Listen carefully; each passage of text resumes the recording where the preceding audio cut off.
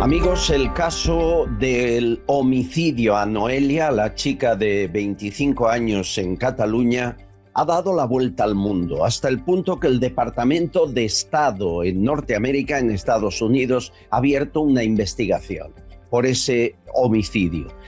Quiere saber por qué firmó un documento en el que expresaba dudas y, sin embargo, no se le permitió estar 6 meses. Ella pidió un tiempo de 6 meses y se le denegó. Quieren saber por qué no se trató en un hospital, cuántos casos más se han producido. Incluso pregunta al Departamento de Estado si es cierto que sufrió una agresión sexual estando bajo la tutela del Estado en un centro de menores y ningún culpable ha sido llevado ante la justicia. Es hasta vergonzoso que un país distinto al nuestro sea el que pida investigar todo esto. Aquí cuesta mucho. El Parlamento de Cataluña lo primero que hizo tras la muerte, el homicidio de Noelia, fue activar una ley para que se haga aún más rápido. A día de hoy la media es de 40 días, entre que alguien pide el homicidio y se ejecuta. 40 días hábiles son los que son necesarios, muy poquitos, como ven. En España se ha matado con la ley de eutanasia a 1.034 personas. Hay 2 de 23 y 24 años. Noelia no era la más joven. Y curiosamente, fíjense en este gráfico, nadie explica por qué en Cataluña se practican más del doble de eutanasias que en Madrid y muchas más que en el País Vasco, Valencia. En el gráfico queda claro. ¿Qué pasa en Cataluña? ¿Qué está ocurriendo en esa comunidad autónoma para que la eutanasia se haga con una rapidez inusitada? Se lo preguntamos a la presidenta de Abogados Cristianos, que lleva varias demandas sobre este caso. Polonia Castellanos, ¿cómo estás? Hola, ¿qué tal? Muy buenas. Te reboto la pregunta, ¿qué pasa en Cataluña? ¿Por qué más del doble de eutanasias que en Madrid? Pues porque evidentemente hay un comité de expertos que es el que avala de alguna manera todas estas eutanasias y que está totalmente contaminado. Entonces, en este comité de expertos encontramos, por ejemplo, personas que trabajan simultáneamente en eutanasia y en trasplantes. Por ejemplo, José María Busquets, que es interlocutor de una asociación pro eutanasia, bueno, la asociación pro eutanasia que impulsa la ley, y del Comité de Bioética de la Organización Nacional de Trasplantes. O tenemos, por ejemplo, a la vicepresidenta. En este comité de expertos tenemos a la vicepresidenta de la Asociación Pro Eutanasia. Tenemos a otra persona, por ejemplo, que también trabaja en coordinación de trasplantes. Entonces, lo que vemos es que efectivamente, y tienes toda la razón, hay un aumento exponencial en las eutanasias en Cataluña y pensamos que, evidentemente, porque detrás hay otro tipo de intereses. Gloria Castellanos está en el comité, vicepresidenta de la Asociación Derecho a Morir Dignamente. Núria Masnou está en el comité, coordinadora de trasplantes. Esther Farnós está en el comité encargada del desarrollo de la ley de eutanasia. Pero ¿no debería ser un comité independiente, hecho por médicos sin opinión, que determinen si se aplica o no la ley? ¿Hemos puesto al lobo a cuidar a las gallinas? Totalmente, totalmente, porque además este comité ni siquiera ve a la persona que ha querido solicitar la eutanasia. Entonces, lo primero es que evidentemente está contaminado, es totalmente parcial, porque tiene vinculaciones tanto con trasplantes como con la Asociación Pro Eutanasia, y además es que ni siquiera ve a la paciente. Pero es que es lo que dice la ley. La ley dice que un objetor de la eutanasia no puede pertenecer a este comité de expertos, y la ley también dice que a este comité de expertos solo pueden pertenecer personas que estén a favor de la eutanasia. Entonces, lo que nos encontramos, aparte de las vinculaciones que son del todo sospechosas, después del relato que escuchamos también de la madre, aparte de esas vinculaciones sospechosas, es que la ley está creada para que este comité, que ni siquiera ve a la persona, avale sí o sí la eutanasia, porque está formado por miembros que de todas defienden la eutanasia. Por eso en Cataluña más del doble de eutanasias realizadas que en Madrid. El caso de Noelia. habéis denunciado mucho de lo que estamos contando aquí, está todo judicializado y esperamos resultados. La única médico que vio a Noelia, una tal Diana, según me cuentan, es la que coordina los trasplantes en el hospital, ¿es cierto? Exactamente. La única médico, que además desconocemos porque es médico además intensivista, cuando lo lógico en el caso de Noelia es que lo hubiese visto un médico de familia o incluso un psiquiatra. Lo que pasa que, insistimos, no tenía tratamiento psiquiátrico. A esta persona que necesitaba tratamiento y que se la podía haber proporcionado, se le ejecutó sin tratamiento. Entonces, la ve una médico intensivista, lo cual es asombroso porque los médicos intensivistas son de UCIs. Esta médico se da la casualidad de que es coordinadora de trasplantes. Y además, esta médico que tramita la eutanasia, que efectivamente es la única que la ve y que coordina trasplantes, escribe la médico de su puño y letra que Noelia quiere donar sus órganos y tejidos. Después de esta médico, que insisto es la única que ve a la paciente, pasa a una dupla que está formada por un médico y un jurista, de los cuales se han abierto diligencias penales, no nosotros, las ha visto un juez a raíz de nuestra querella, pero las ha visto un juez porque mienten. Y después de esta dupla que no ve a Noelia, pasa a un comité de expertos que tampoco ve a Noelia y que está formado por muchísimas personas que son parciales, como bien has dicho. Que son los nombres que acabamos de dar. Es decir, la única persona que ve a Noelia es una médico intensivista, que son los que están en la UCI, que no entendemos por qué, y el resto firman y acatan lo que ha dicho esa médico. Estamos diciendo que hay un interés para aumentar el número de trasplantes a través de la eutanasia. Lo que está claro es que los trasplantes y la eutanasia deberían estar radicalmente separados. No puede haber ningún beneficio económico ni puede haber un aumento descarado del número de trasplantes a base de pacientes eutanasiados cuando además vemos que está íntimamente ligado. Es decir, la decisión de una persona de donar sus órganos debería ser libre.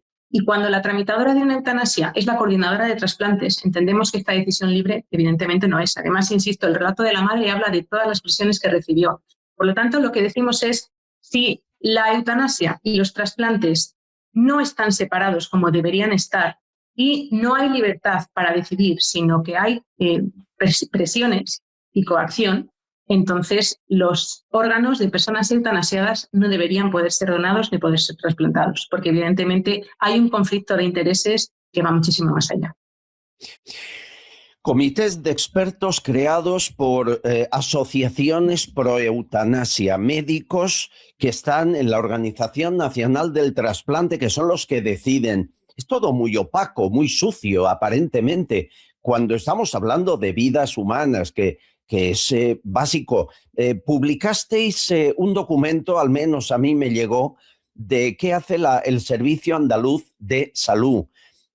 Porque es cierto, el que dona y el que recibe un órgano trasplantado lo hace de forma altruista, pero el hospital que realiza el traslado de ese órgano cobra. Y tengo aquí por un riñón 1.744,56 euros, la misma cantidad por hígado, corazón, páncreas, pulmón. Estas son las tarifas. La córnea es más barata, 133 euros.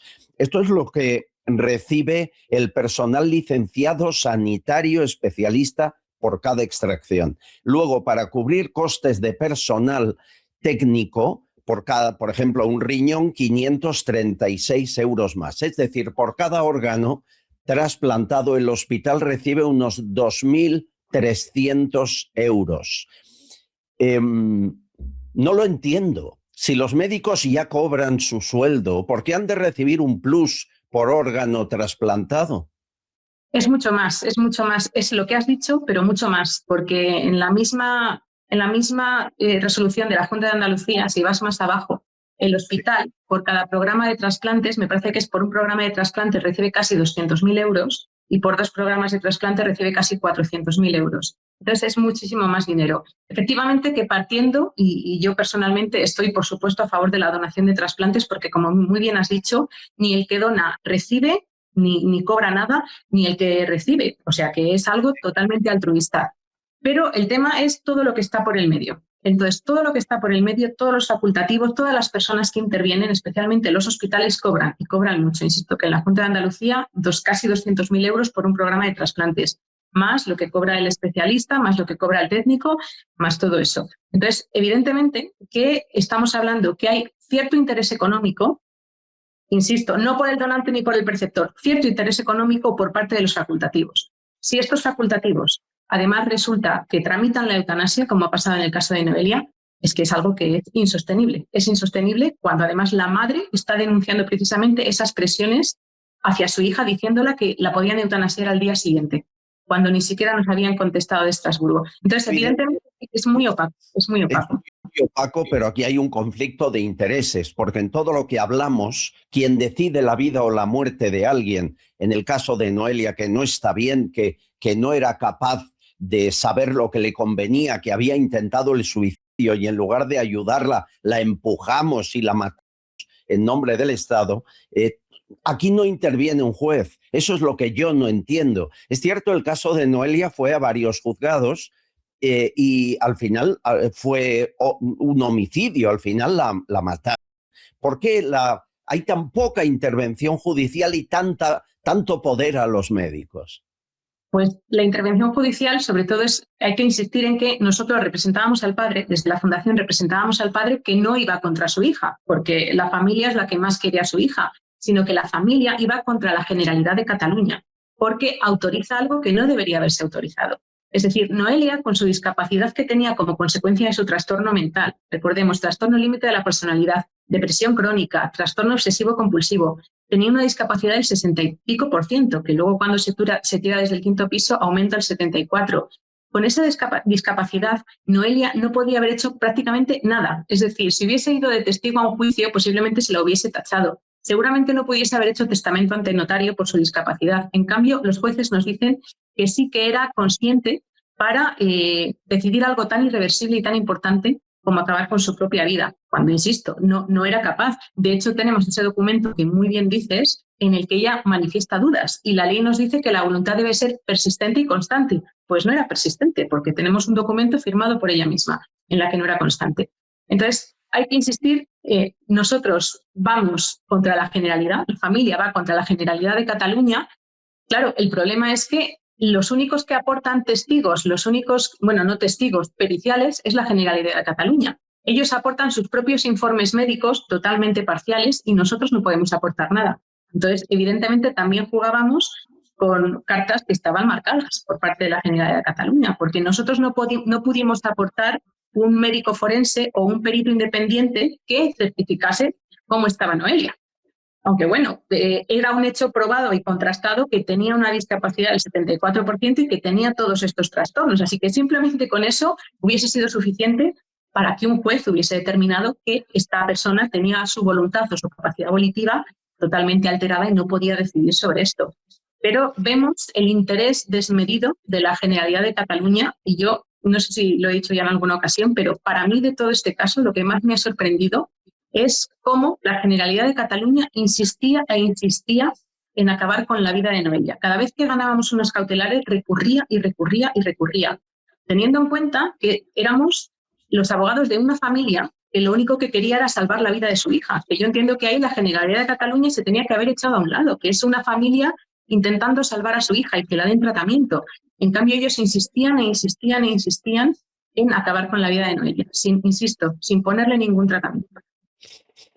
Estaremos de acuerdo, a pesar de que la ley no nos guste, que si de forma cautelar un juez hubiese dictaminado a esta señora, se le pone, a Noelia se le da tratamiento durante 2 años y después revisamos el caso, estaríamos todos de acuerdo que esa era una opción justa, ya que ella no era consciente para decidir sobre su vida o su muerte. La última pregunta, Polonia. Me llega información que en muchos países, en Estados Unidos, absolutamente, George y Alexander Soros financian todas las asociaciones a favor de la eutanasia. Hay una que se llama Compasión y Elección, el Centro Nacional de la Muerte Digna, la Elección del Fin de la Vida, el Proyecto sobre la Muerte. Todo está financiado por Soros. Te pregunto, ¿aquí también? ¿En España también? Pues no tengo la certeza, pero desde luego que no me sorprendería en absoluto de que lo financiase. en este nuevo orden mundial y en esta Agenda 2030 que pretenden implantar, en la que, por supuesto, la eutanasia es una de las piezas clave. Entonces, evidentemente que si a Noelia le hubiesen dado tratamiento 2 años, ella hubiese podido reconsiderar de forma libre su decisión, partiendo que además en España tenemos el precedente de Pana Chaos, que cuando inició una huelga de hambre fue la Audiencia Nacional la que dijo que había que alimentarle y tratarle porque estando, dependiendo del Estado, como es en una cárcel, no podía correr riesgo su vida. Noelia también estaba en una institución del Estado y nosotros pedimos tratamiento y nos dijeron que no, pareciendo que vale más la vida de un etarra y asesino que el de una chica de 25 años que tan solo tenía un trastorno mental y una discapacidad. Entonces, con esas premisas, el Estado debería haber actuado y haberle dado tratamiento. Es una pena, como muy bien decías, que sea un tercero, como es Estados Unidos, el que se tenga que preocupar de la vida de los españoles, mientras aquí lo que hacen es tratar de acelerar las eutanasias para que no se les escape ninguno de sus garras. Entonces es una auténtica pena. Y que lo financie Soros, pues no me extrañaría en absoluto. Todos hemos visto las fotos de Pedro Sánchez con el hijo de Soros y hemos visto evidentemente que tienen lazos incontestables. Y esta agenda pre-eutanasia forma parte de esta agenda pro-muerte efectivamente abanderada por estas personas. Qué bien matan en España, ¿verdad? Qué bien matan. Es tremendo que estemos hablando de estas cosas en nuestro país. Bueno, aquí hay muchas dudas, aquí está todo el planteamiento de lo que hay que investigar. Es evidente que no se hacen las cosas bien, que en Cataluña no se le ocurra a usted de firmar que quiere la eutanasia porque es que no le van a preguntar 2 veces y en un mes le matan. En definitiva, hay que investigar a fondo lo que está ocurriendo porque no es justo. Vamos a seguir tus denuncias. Polonia Castellanos, un abrazo muy fuerte. Muchas gracias. Un abrazo, gracias a ti, un abrazo fuerte. Castillón Confidencial, de Albert Castillón.